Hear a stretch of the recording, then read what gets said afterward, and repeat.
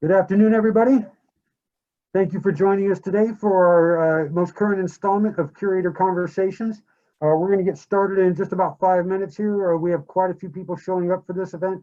So we're going to just take a couple minutes and make sure that everybody gets in and gets settled before we get started. So we will be starting right at noon.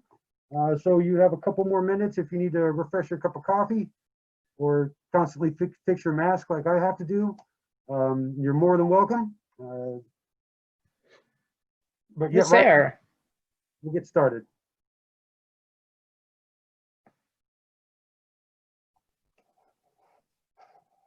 And just a reminder, if you have any questions for our presenter today, please submit them via the chat function on Zoom, and we will get to all those questions at the end of the topic.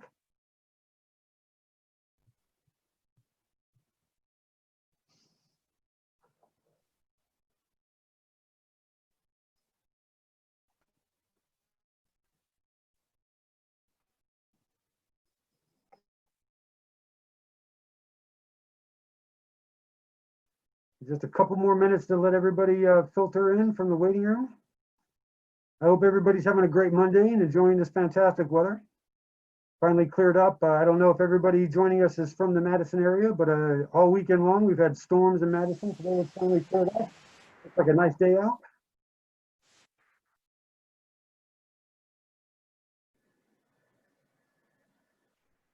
Hello? Hello. Sorry, trying to get this to work. Oh, you're fine. You got a couple more minutes, so no problem. As long as you can see what the presenter has on the screen and you can hear us, you should be all set. Very good, thank you. Oh, thanks for joining us today. We're going to be getting started here in about 3 more minutes. We still have people entering the waiting room. So as soon as we have everybody in and settled and ready to go, we'll get started. It should be right at noon.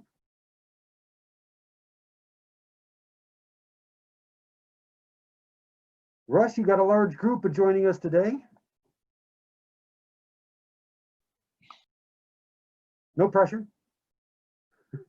It's going to be rough because I won't be able to hear them laughing at all of my great jokes that I have sprinkled through the presentation. Oh, I'm sure some people can unmute and give a chuckle or two. Yeah. Hopefully they're better than my jokes.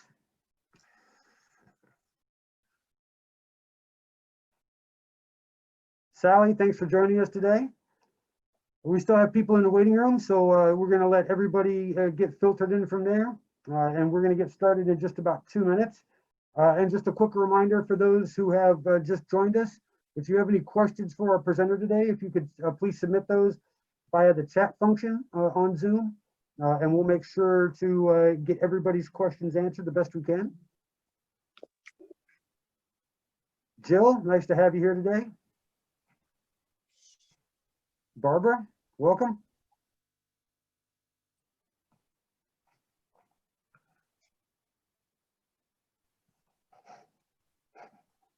We got about 1 more minute as we let the last few people in from the waiting room.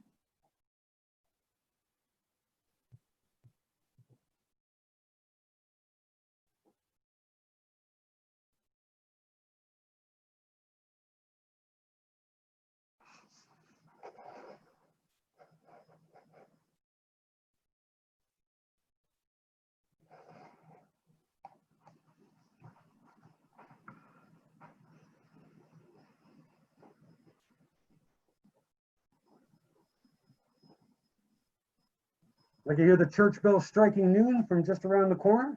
So we're going to go ahead and get started. First of all, I'd just like to say thank you for everybody showing up for our latest installment of Curator Conversations today. My name is Eric Wright. I'm the education specialist here at the Wisconsin Veterans Museum. And before we get started on our topic, I'd just like to say a quick thank you to the Wisconsin Veterans Museum Foundation for their continued support in offering this free programming that we get to put on. We do hold these Curator Conversations every other Monday, and we plan to do that throughout the rest of this year and moving into next year. So look forward to a lot of great topics coming up. And then also our other events that we have as well, such as our trivia night and our movie discussion nights. And then also, please look forward on October 15th of this month to our release of our virtual cemetery tours, our Talking Spirits Forest Hill Cemetery tours. We have put together a fantastic virtual tour for everybody this year. And this has all been partly sponsored and helped out by the Wisconsin Veterans Museum Foundation, and in particular their executive director, Miss Jennifer Carlson. So we'd just like to thank them for their continued support. And please look forward to all the great programming that we're going to be putting out throughout the rest of the year. Today, our topic for our curator conversation is Finding Those Who Served, a military genealogy at Wisconsin Veterans Museum. And we're joined today by our reference archivist, Mr. Russell Horton. And he's going to talk about just how you can find help at the Wisconsin Veterans Museum for looking for veterans in your family tree and how to go about doing genealogy research. Russ, I will turn the floor over to you. Enjoy. Great, thanks, Eric. And I want to thank you all for joining this afternoon too. And like Eric said, if you have questions during this presentation, normally I give this in person and people just kind of raise their hands, but if you want to put it into the chat box, I will kind of keep an eye on it while I'm talking, and if it is relating to what I'm talking about in the moment, I will address it. Otherwise, we'll just save it till the end, and I'll try to get to all the questions once the presentation is done. So, like Eric said, I want to talk a little bit about military genealogy and the types of resources we have at the Wisconsin Veterans Museum that can help you learn about the veteran in your family tree. We're not necessarily a place you would think about to come for genealogy help, but as you'll see, we have quite a few resources that can help you learn about the veteran in your family. So that's what we'll get to today, and I want to advance the slide. There we go. So these are some of the questions I want to kind of address in the talk today. These are the most common questions that I get when I deal with genealogists. People want to know details of the service of their ancestor. You know, where did they serve? What did they do? Were they in any battles? Were they wounded? Did they earn decorations or medals? A lot of families have stories. You know, just about every family has someone who was at Gettysburg, right? Family lore. Is it true? You might want to have a little help translating a military document. Those tend to have a lot of abbreviations and words that might not be familiar. You might have something from your veteran ancestor and you're not sure exactly what it is. Or you might have things from your veteran ancestor and you're not sure what to do with them. I'm hoping to address all of these questions and talk about how you can find the answers to them, either at the Wisconsin Veterans Museum or with the help of our staff. First thing that I tell genealogists who are starting to research a veteran is that they should almost treat it as if they were doing research in a foreign country or in a foreign language. And that's just because a lot of terms mean different things in the civilian world versus the military world. There are, as I mentioned, a lot of abbreviations and a lot of jargon that might not make any sense to you.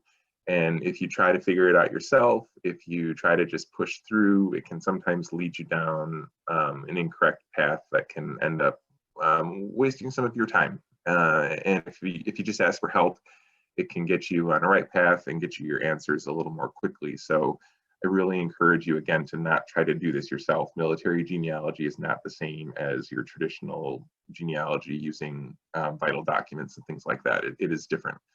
And I want to stress throughout this whole presentation that we are here to help. The Wisconsin Veterans Museum, this is what we do. We collect and preserve and share the stories of veterans. And because of that, we are very familiar with veterans and with their things. So we are here to help. I work in the research center. I help genealogists every day and have been for the last 19 years. So I've become pretty familiar with it myself. And we're here to help by email. Obviously, in person is a little bit of an issue right now, but email or phone, we can help with just about anything through those means. Before I get into the genealogy, I just want to give a brief a real brief history of our institution to give you an idea of where we came from and kind of what we have and maybe how we got it. So the G.A.R. Memorial Hall, which you can see in this picture, was founded in 1901. G.A.R. stands for Grand Army of the Republic. It was the first major veterans organization in our country. It was composed of Union veterans of the Civil War. These G.A.R. members decided that it was very important for the state of Wisconsin to have an institution that would preserve the memories of their service and their sacrifice. So they worked with the state legislature and had it written into statute that such a place would exist. And it was called G.A.R. Memorial Hall. It was located in the state capitol itself. And initially, at least, it was run by Civil War veterans. It stayed in the Capitol through multiple fires, which is another story. But after World War II, in 1945, the Wisconsin Department of Veterans Affairs was created, and they were given charge of G.A.R. Memorial Hall. And today, we remain proudly an educational activity of the Wisconsin Department of Veterans Affairs. Time went on, and as we approached the 1970s and 1980s, the Capitol was maybe wanting their room back, and the G.A.R. Memorial Hall was maybe growing a little bit too big for the room in the Capitol. So in 1993, we opened a new Wisconsin Veterans Museum across the street from the Capitol at our current location, 30 West Mifflin Street. In 2001, the Research Center opened. And as you can see, it's a nice place when it's safe to come in and do some research. A lot of you may have done research in archives before. They're usually in the basement. They're usually kind of dark and dusty and musty, but you can see we have windows and everything. We're on the 3rd floor of our building. You can look out and see the Capitol and feel some sunlight while you're doing your research once it's safe again. So I encourage you to stop by and make an appointment to do some research when it's safe and if you're going to be in town. But in the meantime, and even after it's safe again, if you're not able to visit Madison, we are able to help you via email or phone too. The types of materials that we have at the Wisconsin Veterans Museum in the Research Center, the types of materials that I'm going to be talking about today that might be helping you with your genealogy are letters, diaries, photographs, and other papers from individual Wisconsin veterans. This is from the Civil War up through the present. We have records from state and local veterans organizations like the G.A.R., the VFW, the American Legion. We have a military history library, which I think is a super important resource for genealogy, and I will definitely talk about it a little bit later, with over 18,000 titles covering American military history from the Civil War to the present. We have over 2,000 recorded oral history interviews, which again can be a super useful resource for genealogy. And those interviews span the Spanish-American War up through the present. And again, I want to stress this throughout. We have staff who are on hand and can help you with your questions and help you if you're stuck or aren't sure exactly where to get started. So keep us in mind for all of that. Okay, so I want to start talking about the resources we have to learn about specific veterans, and I'm going to kind of approach this in a chronological fashion. So our museum starts collecting and we start having resources really regarding the Civil War, and that's where we'll start here. And I'm going to refer to our website quite a bit. Some of the resources that we have on our website that you could use from home to find some early answers. This is our website. I know that I have the website address toward the end, but otherwise if you just Google Wisconsin Veterans Museum, you'll find us really quickly. And you can see on the bar toward the top of the page, there are some different options like plan your visit, exhibitions.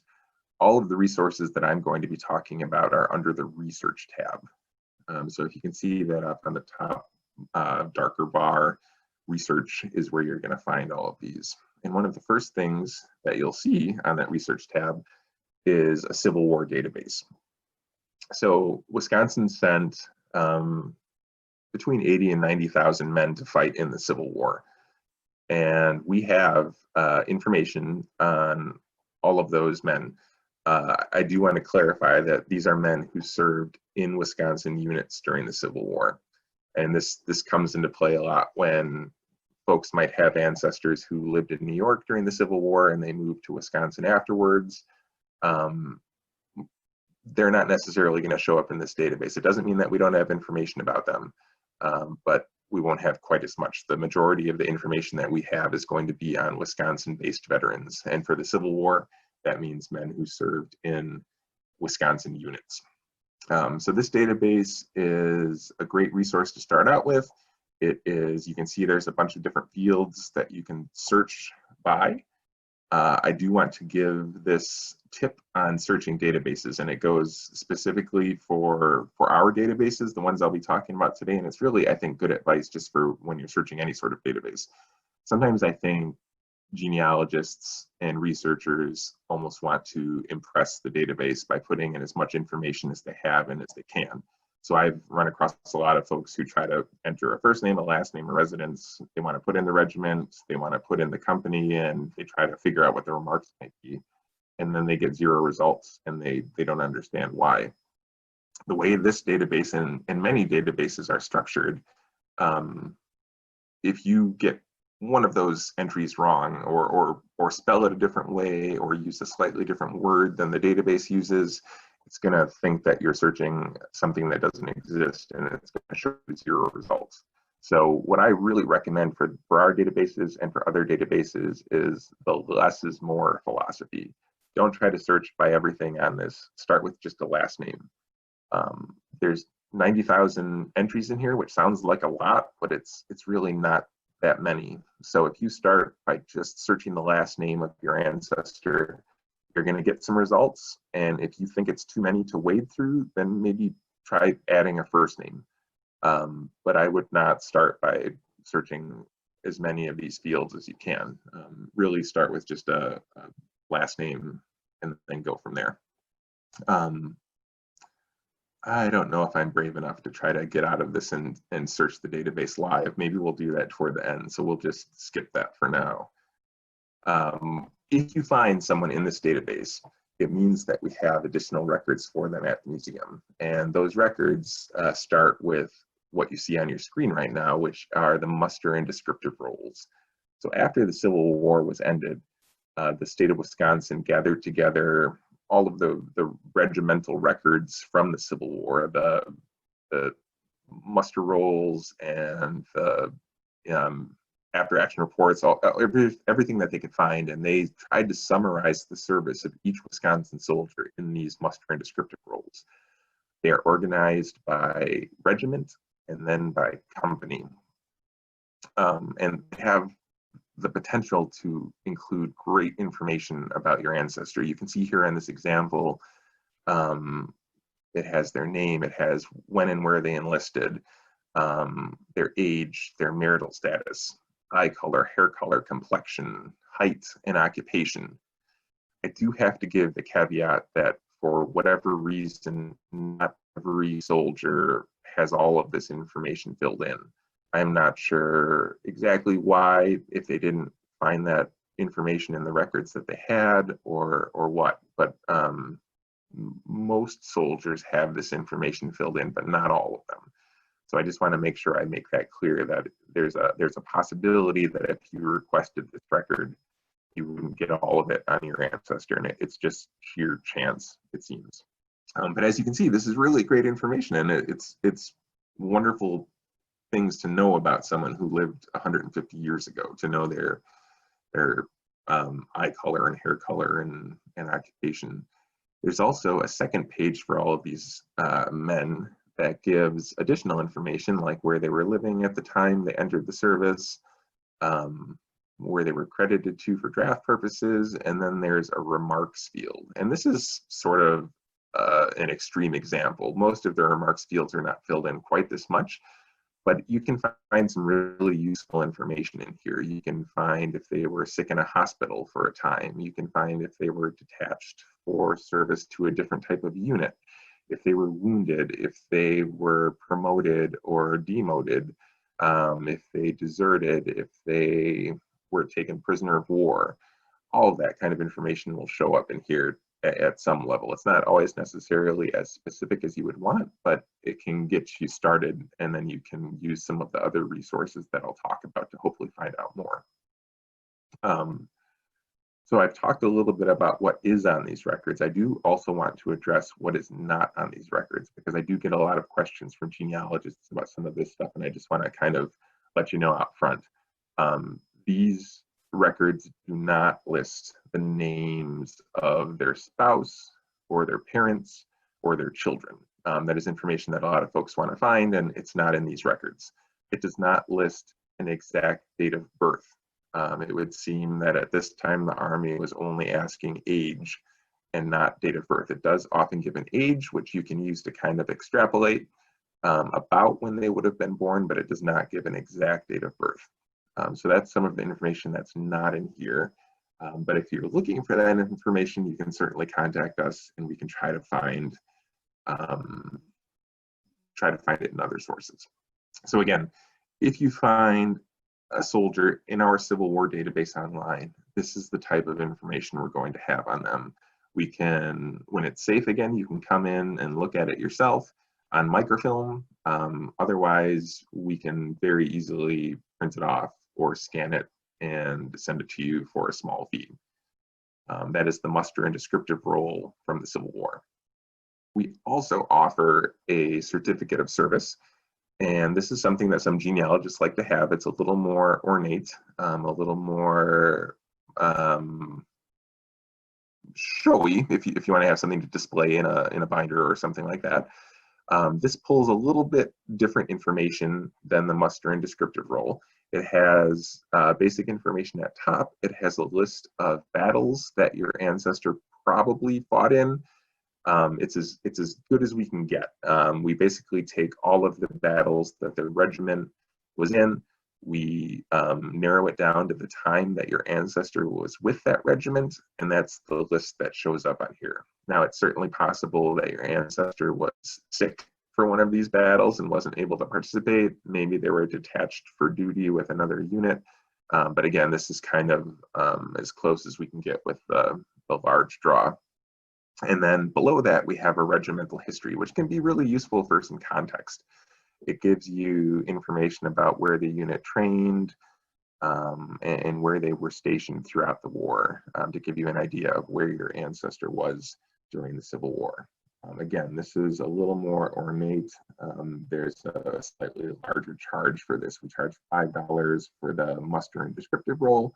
We charge $10 for a service. They are both available. Again, we absolutely mail them out at this point. You do not have to come into the museum to get them. Okay, so that's the start of our Civil War discussion here. That's kind of to get you started. That's the basic information about your ancestor. I won't get into federal records just yet. We can save that for maybe questions at the end. I want to move on next to the Spanish-American War. 90,000 men from Wisconsin served in the Civil War. About 4,000 served in the Spanish-American War. So you can see that there are many fewer men in this war. Usually when I give this presentation in person, I ask for a show of hands for who has researched a Civil War ancestor, and then I ask for a show of hands for who has researched a Spanish-American War ancestor. And the difference is usually pretty stark.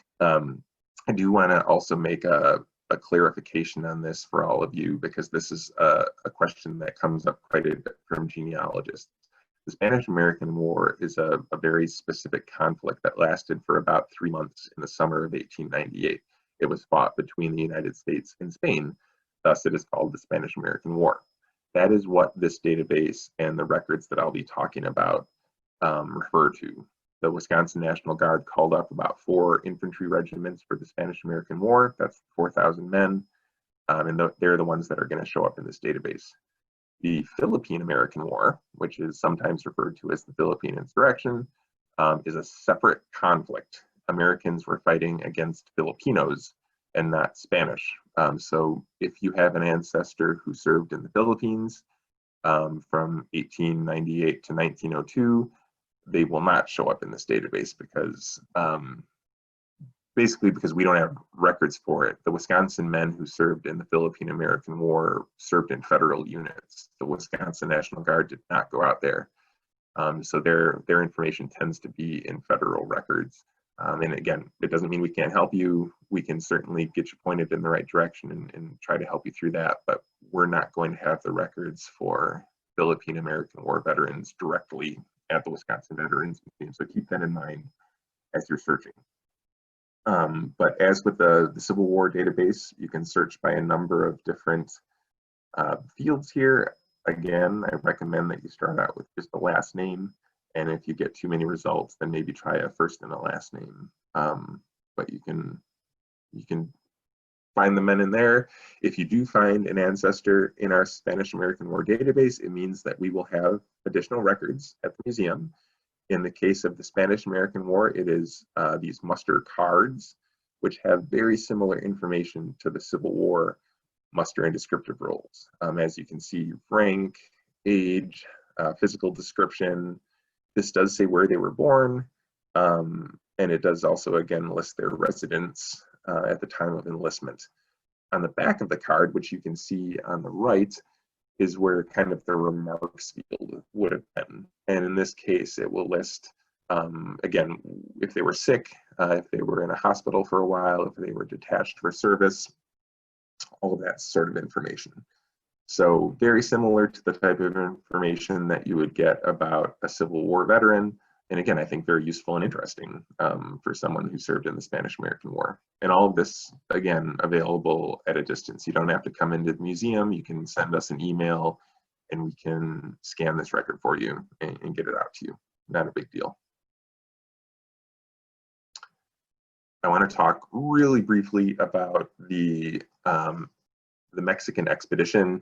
This also has some different names. Some people call it the Pancho Villa expedition, the Mexican Border War. This is not the Mexican War, by the way, that happened in the 1840s. This is something that happened in 1916, right before World War I. The Wisconsin, well, to go before that, a Mexican revolutionary named Pancho Villa raided a couple of towns in Texas and New Mexico, and in response, President Wilson called up the National Guards of just about all the states and sent them to the border to guard it. And this included Wisconsin. So Wisconsin National Guardsmen were called up in 1916 and they were sent to San Antonio, Camp Wilson, which was just outside of San Antonio. They did not really see any action. They just kind of trained and maintained a presence and then started returning home in 1917.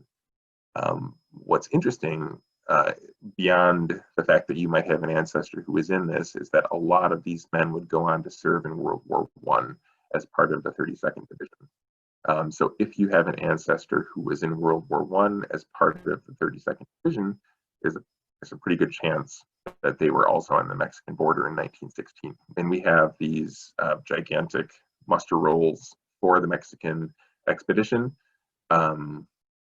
that have great information. This is I think the only one out of all of the conflicts I'm going to be talking about, this is the only one that does list a next of kin. The others do not, I mentioned, list the names of spouses or parents or children, but these records from the Mexican expedition do list a next of kin. So if that's information that you've always been hoping for or looking for, again, this might be a place to find it. And these are interesting. These are, again, something that we can copy for you if you do have an ancestor from this conflict. The rest of the information is very similar to Civil War and Spanish-American War. Okay, moving on to World War I. We just recently finished up the 100th anniversary of World War I. And we have an online World War I database. This is going to sound very familiar. It's very much like the Civil War and Spanish-American War databases. Again, I strongly recommend that you only search by a last name if you're looking for an individual. Although I didn't mention this with the others, maybe you're not looking for an individual. Maybe you're a local historian and you want to know about the veterans from your community or from your county who served. And this is a database that can definitely help you with that. Instead of putting in a last name, enter the name of just your city and click search and see what happens, or just your county. In addition, with this, in the notes field, the word deceased is used for men and women who died during the service. So if you type in the word deceased and search by city, you can bring up a list of all the men and women from that that city who died during World War I. So there's a lot of flexibility with this that can help you find different information for different purposes. I included on here kind of a little partial list of results. So I searched for the last name Lawrence, and this is what you're going to find. If you look, this has basic information similar to the other two databases. This isn't going to give all of the information that you probably want, but it might give enough to get you started. Their name, their residence, the branch of service they were in, the unit, and my goodness, in World War I, it starts to get pretty crazy with units and the number of units, the different types of units, and a lot of it's not going to make any sense to you at all. So this is again where we come in as a staff and we can help you translate what a lot of these different abbreviations mean. There are still a couple from World War I that I have not been able to figure out, but usually then if we look up their service record, that can give us some hints on that. It gives their rank and their serial number, and then there's this request info tab over here, and that's what I want you to do if you find your ancestry here and are curious about more. You can click that request info button.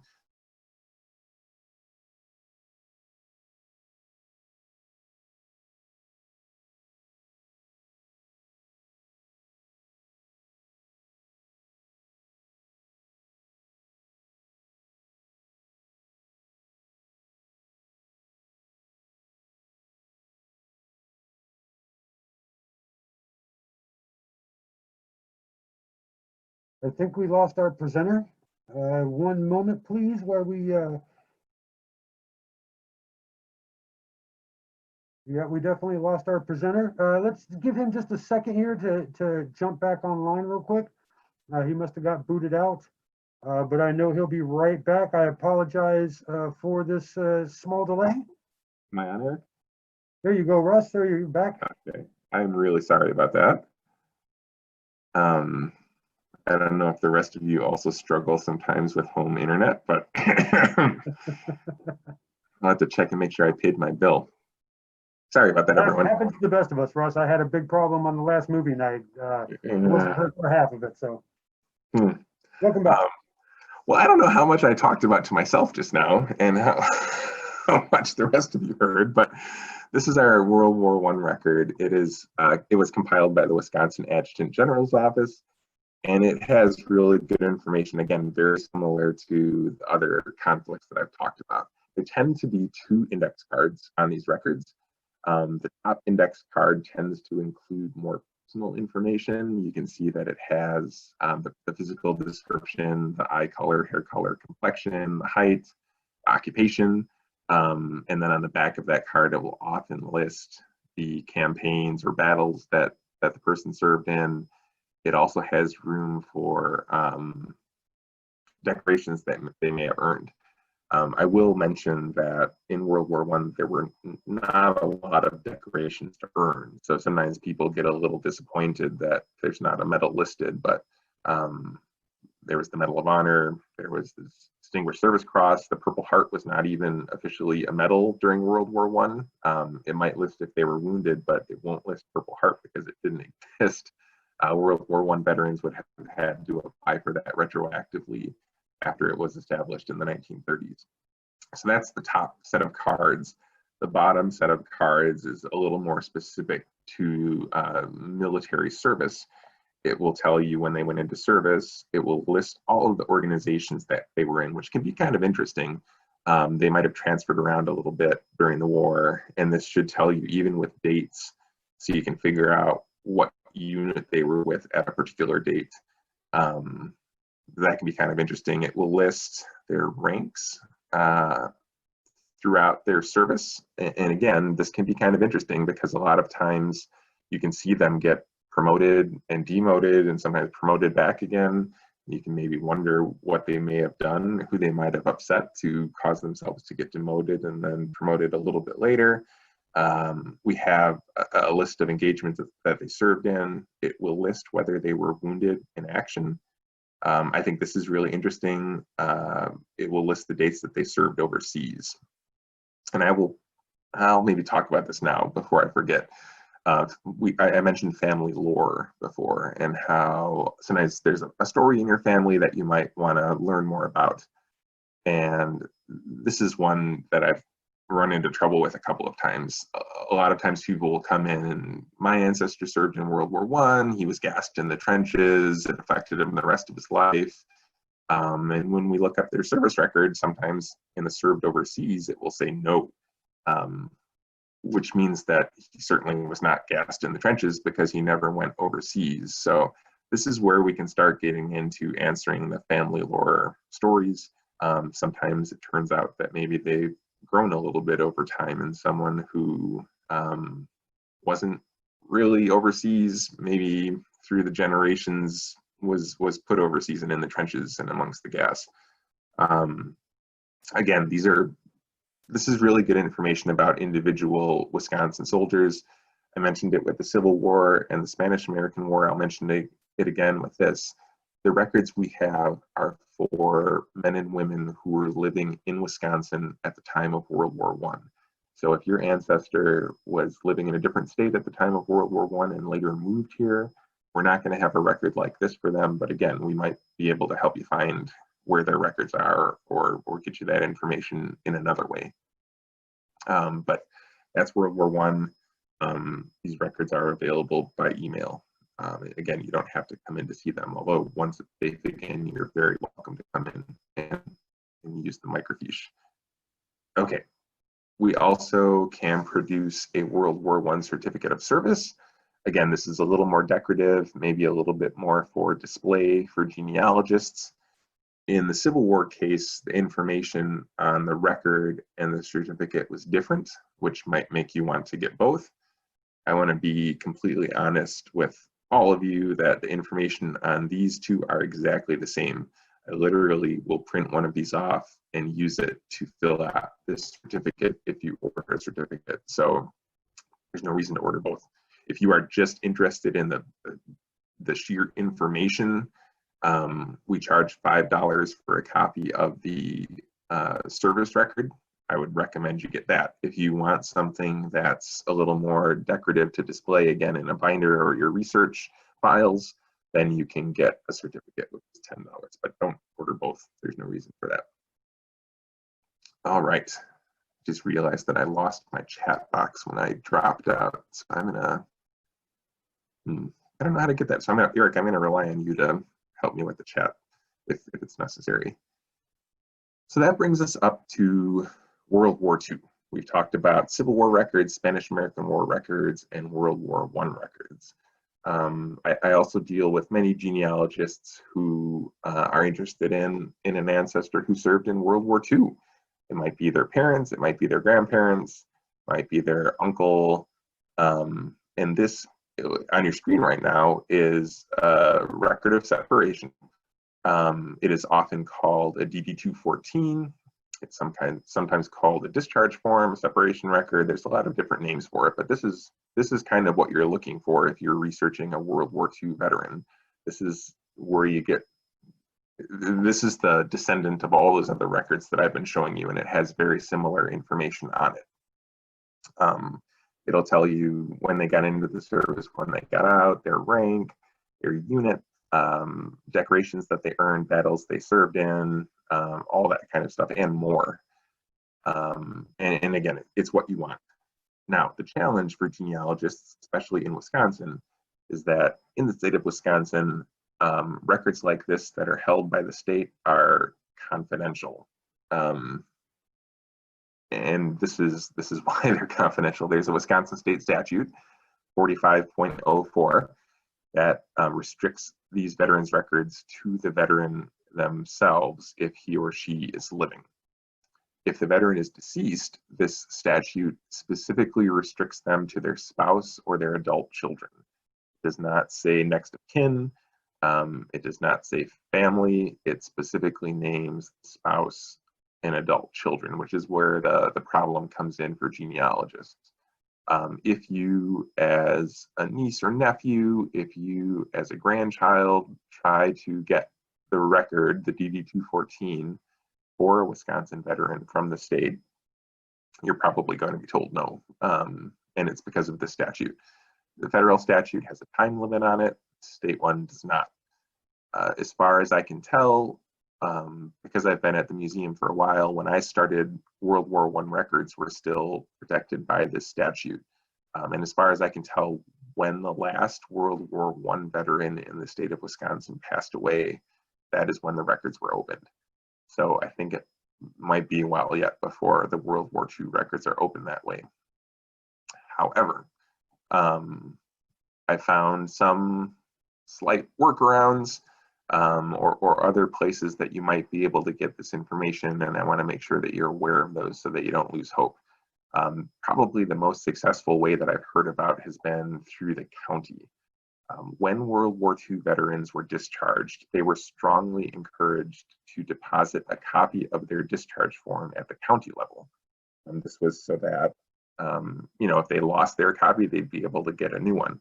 So if you know where the World War II soldier who you're researching was living at the time they entered the service, you could go to that county register of deeds and request the record. And this is being recorded. I probably shouldn't say this, but I've heard a lot of success stories that they're willing to share the record with genealogists.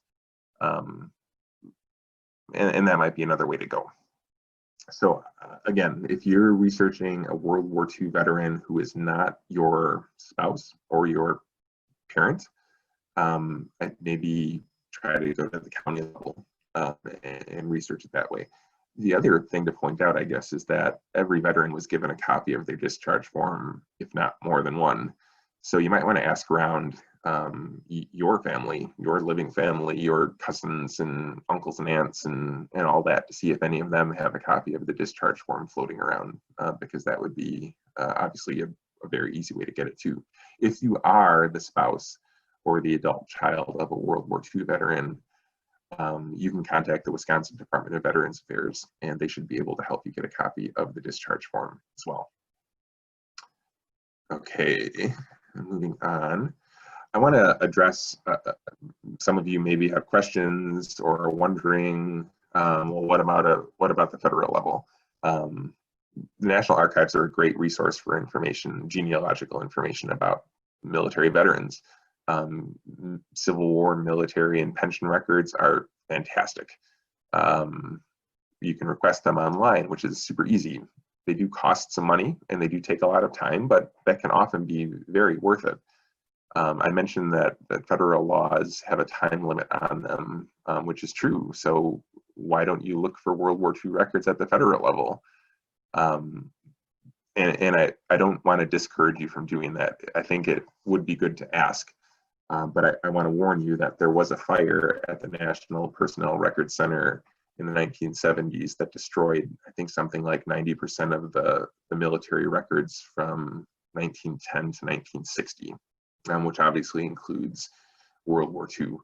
I think the Army got hit the hardest, Army records, I should say, and Navy and Marine not quite so bad. So you can absolutely, and you should, request their records from the National Archives, but I just want to make sure you're aware that there's a really good chance that they're going to say that they were destroyed in a fire, and then maybe you'll need to go the routes that I talked about previously.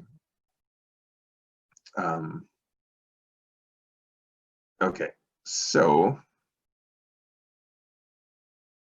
I've just opened the chat now, and okay, excellent. So that kind of covers that whole DD-214.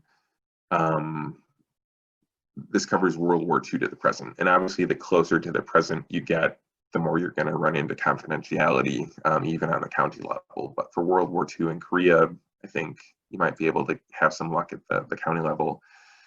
And but please feel free to contact us and ask, because I'm happy to help as much as I can. I've got some other ideas that I'll talk about in a little bit of places you can find information that are not the service record.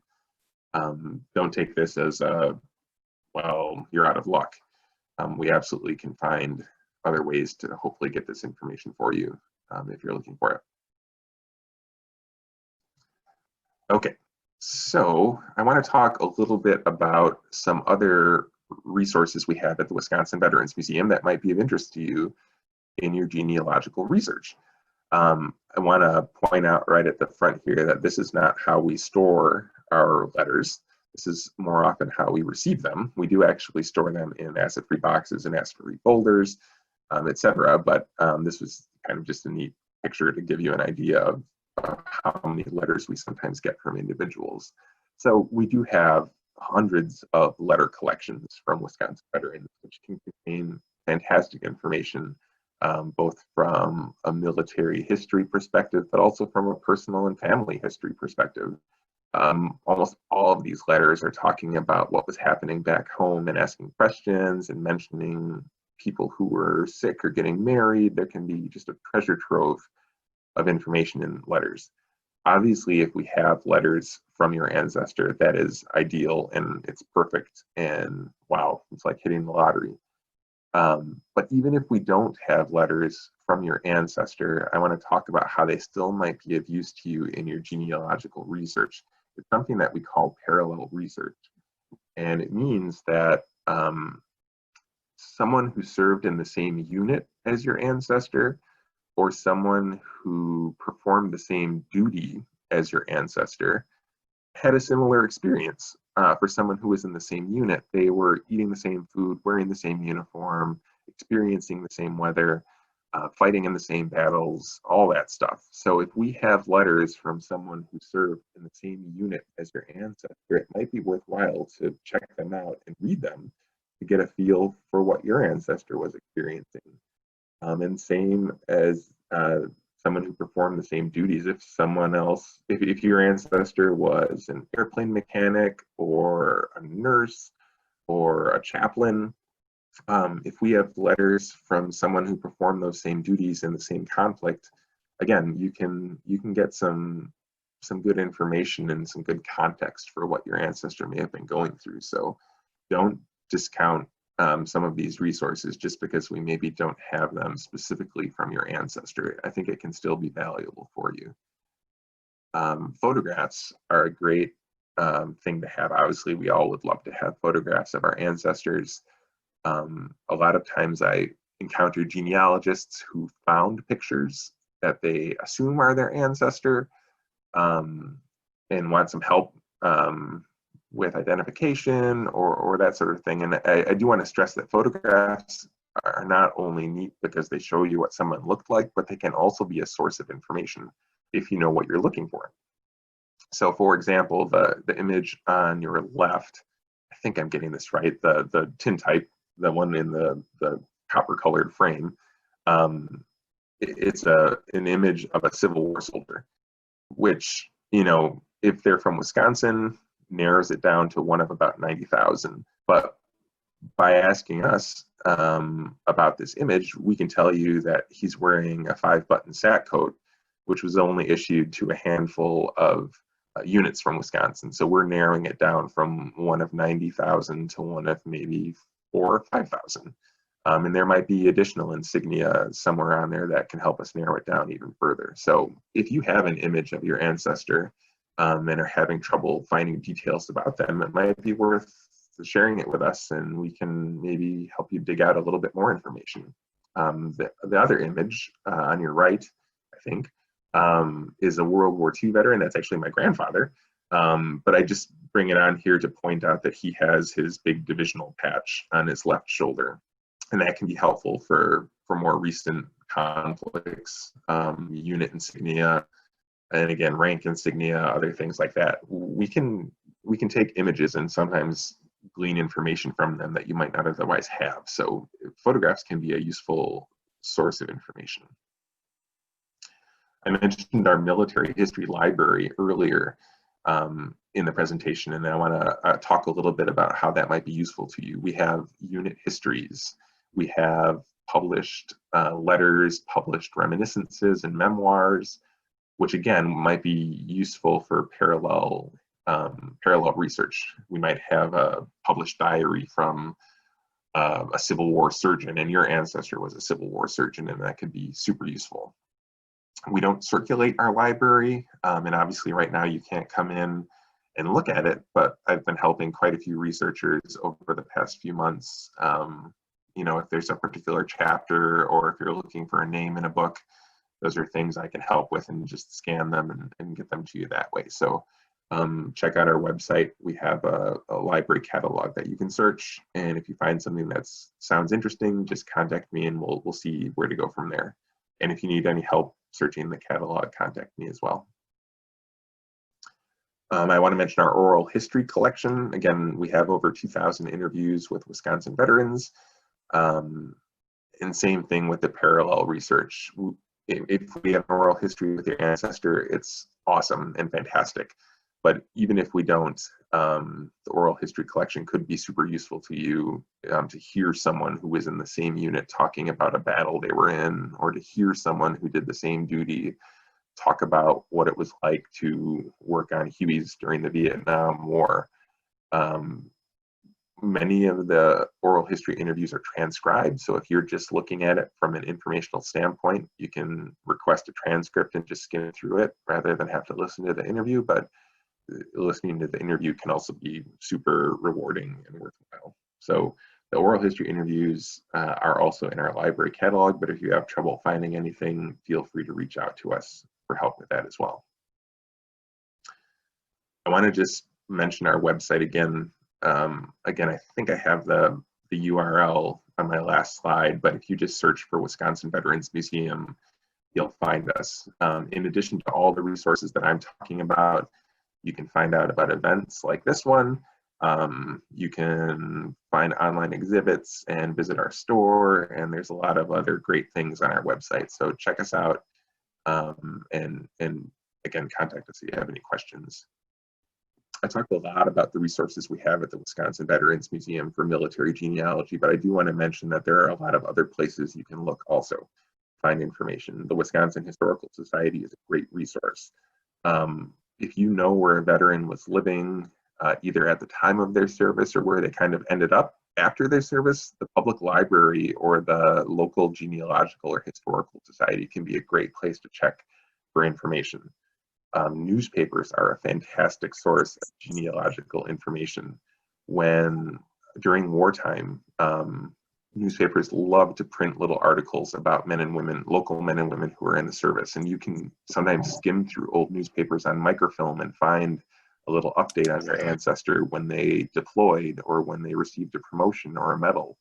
And I'll get to newspapers a little bit more in a bit. Vital records. The 1930 census asks people if they're a veteran or not. So if you're unsure if your ancestor was a veteran and they were alive in 1930, you can check out the census for that type of information. Okay, I do want to mention a couple of cautions that I give to genealogists. One thing is Ancestry.com. I'm assuming many of you have used Ancestry.com, and it's a great resource. It has so much information on it, but I do want to give the caution that you have to be sure you know what you're looking at.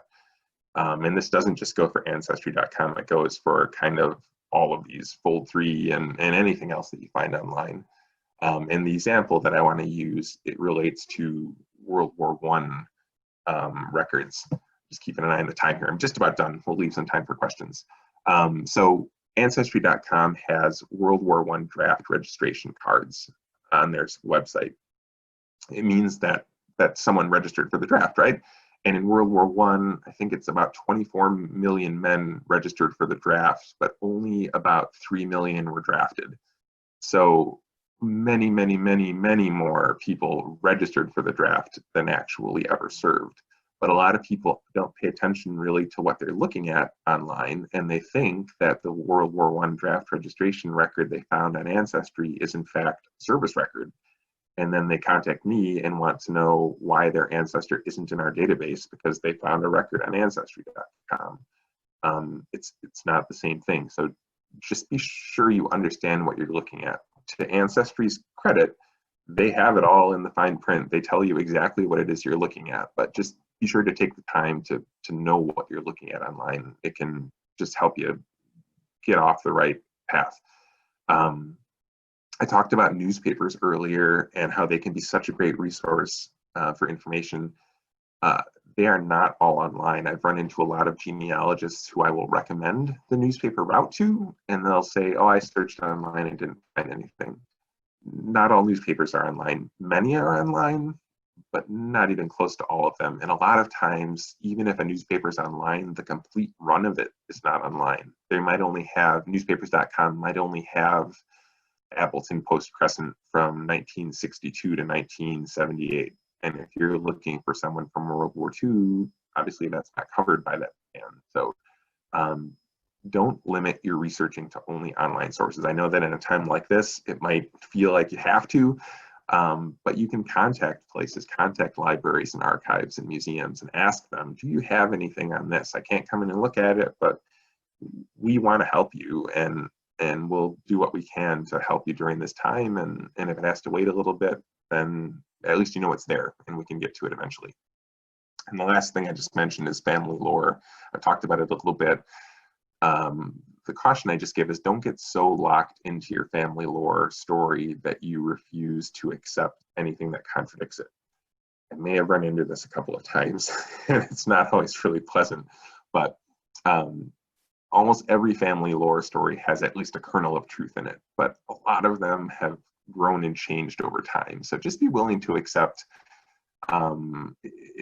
if records maybe don't reflect exactly the story that you heard growing up, because genealogy is really about finding out the truth. And even if that truth is not exactly what you were hoping for or exactly what you maybe thought you were going to find, it's truth, and you should be happy that you're finding it out. Okay, I'm going to leave this up here. This is information, my info, my email address and phone number, the museum's website address, as I promised. And then these are obviously some other ways that you can connect with us through Facebook, Twitter, and all of that. So that is the presentation. I am going to try to figure out how to open up the chat here. I think I see how. I got your question for you, Russ. Oh, fantastic. So the first question comes from Gail, and she says that her ancestor was a Civil War colonel in the 17th Wisconsin Volunteer Infantry. And she would like to know, where would his military correspondence reports to his superiors be found? Sure, that's a good question. So for the Civil War is kind of unique in that so many of the units were very state-based. So I think there's a possibility that some of that might be at the Wisconsin Historical Society, and I think there's also a good possibility that some of it will be at the National Archives. Those are the two places that I would recommend her searching. The Wisconsin Historical Society has some regimental records, and then the National Archives have other organizational records from the Civil War. Excellent. The next question states, if our museum holds a photograph which has been identified, would that be found in our index if you were searching? Yeah, so we're working on digitizing our photographs and getting them into a photo database. At the moment, on our website, we have, I think, all of our Civil War era images online, searchable, all that good stuff. Photography was still pretty new in the Civil War. By the time you get to World War I, the photography just grows exponentially. The number of images we have from World War I to the present, it's mind-boggling. We would love to get them all digitized and online, searchable. We'll get there eventually, but at this point, no. So yeah, if it's a Civil War era image, you can go to our website and search it or contact me and I'll help you out. If it's after Civil War, a lot of it's been digitized, or at least it's been described in our finding aids and internal records, so I can help you search for that sort of stuff too. So I don't know if that I hope that answers your question, but just if you have any trouble finding anything, just contact me and I'll help as much as I can. Awesome. The next question comes from Barbara Russ, and she would like to know how she can find someone who served in the Merchant Marines in World War II. Okay. You know, I think World War II again gets a little tricky because of confidentiality in the state, but I would just recommend that she contact me directly on that one. Anything World War II and closer to the present, just reach out to me and we'll see what we can figure out. And then as well, Russ, can you speak to what kinds of G.A.R. documents people might be able to find for their regimental affiliations from their families? Sure. So, I mean, G.A.R. posts were a lot like American Legion or VFW posts, and they were based on communities rather than units. So, in terms of finding G.A.R. records, it would be helpful to know where the ancestor was living after the war, and then we could figure out what post they might have belonged to and go along that way. But that's certainly possible if they want to contact us. But again, the posts were community based, so figuring out where the veteran lived after the war would be helpful. And then lastly, Russ, if you could just go over some of the costs for your services again, such as the Civil War service certificate and the World War I service certificate. Sure. So for all the conflicts, the basic raw service record there's a $5 charge for getting a copy of that. And then the certificates, because we use colored ink and it's just a more expensive product, we charge $10 for those. So the service records are $5, the certificates are $10. And Eric, I do see that there was a question on here about donations of letters, and I should mention that real quick. I just want to talk about it while I've got some genealogists on the line. So genealogists, I hear you. We love this stuff and we want to keep it and we want to preserve it. We're the family historians in our families. Everyone gives stuff to us. I do like to tell genealogists, though, that it's worthwhile to think what's going to happen after me? Who's going to take this stuff after me? Who's going to care for it? And if the answer is I'm not sure, or even no one, it might be worthwhile thinking about finding a place to permanently preserve your materials relating to a veteran. And if that veteran is from Wisconsin, we'd love to be in contact with you about that. When you donate to a museum, you ensure the permanent preservation of the materials. You also make them accessible to other researchers. While these things are held in the families, no one else can access them unless they happen to know that you have this stuff. So all that parallel research I was talking about can't happen. But if you donate them to a museum, they suddenly do become accessible to other researchers and they can help other folks. So I don't want to push it too hard, but I saw someone asked about letters. We are very interested in letters relating to Wisconsin veterans from any conflict. And not just letters, but photographs and military records and objects. Those are all things that you can contact us to talk about if you are interested in it. Well, awesome, Russ. Thanks for a fantastic presentation today. There's a lot of information out there, and I'm sure you just scratched the surface. I'm sure that you could probably delve deeper into this topic. But given our limited amount of time here, we're just an hour, but I would welcome everybody to contact Mr. Horton via his email address there if you do have any other further questions. Russ, thank you again for a great job today. And I do want to thank everybody else for coming out for our presentation.